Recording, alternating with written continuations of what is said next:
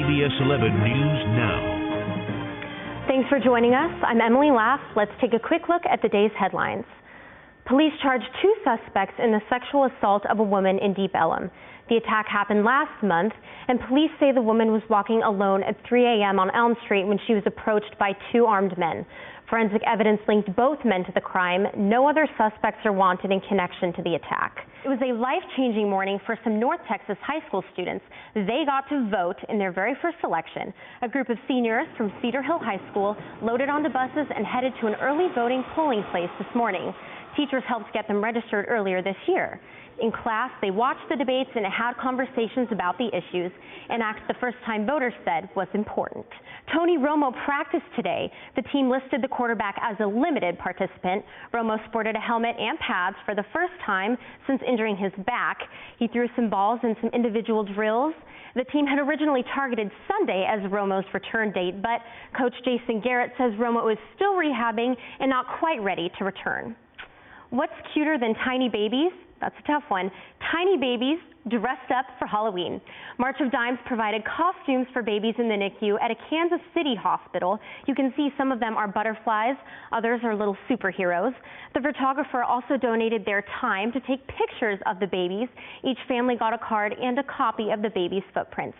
Thanks for joining us for the CBS 11 News Update. We'll see you back here in less than an hour. I wanted to give you an idea of how long it's been since Cleveland has won the World Series. All of these people on the wall have served as Fort Worth's mayor. You'd have to go through all of these people and all of these people dating all the way back to 1948. And there's only one man alive who still has a tie to that winning team. I'm the connection to the last time that they won. And I have all these memories. Eddie Robinson, hitting 7th, playing first base. 95-year-old Eddie Robinson remembers that 1948 win like it was yesterday. That celebration is beyond description. I mean, champagne was flying. It was dripping from the ceiling the next day when we got up. There will be more than 40,000 campers here by race day. Add in 90,000 cars to the mix, and you'll see why these people are smart for coming early and staying late. It's an unsettling sight to see a hearse in front of a high school, but that is where the funeral is being held today for 15-year-old Aaron Singleton, who died after taking a hit on the football field. After 3 decades on TCU's campus, Ann Loudon, chair of Frogs for the Cure, is saying goodbye. She's about to take a new position at Adelphi University as assistant to the president. On behalf of all of us from TCU, Ann Loudon, you will be missed. From TCU 360, I'm Emily Laff. When the music starts and feet hit the dance floor, it's hard to see what makes this dance different from many others. On this night at TCU, a DJ provided the music, there were plenty of decorations, and the photo booth was packed. But it wasn't a typical college dance. It was more than that. It was simply a chance to live in the moment. For Sabre Young, that moment was watching her 27-year-old son Shakir on the dance floor. I really get to see behind the autism and who he really is. Shakir is shy, but Sabre says if there's one thing her son loves, it's music. He was really smiling when all the girls came around. Every chance he gets to go to a prom is really special. Really special is how graduate student Courtney Garcia wanted individuals with intellectual and developmental disabilities to feel. So this kind of gives them that opportunity to come here, celebrate themselves, their qualities, their accomplishments, and everything that they have going for them. This year, senior Ashley Goodsell, a speech-language pathology major, headed the event. I feel like a lot of times we get caught up in our busy lives and we take for granted some of the little special moments. So we wanted to keep continuing that because we saw how happy it made the individuals that came to the dance. It was happy and heartwarming for Sonia Kyle, who watched her son Chandler dance all night. It just warms my heart to see him having such a good time.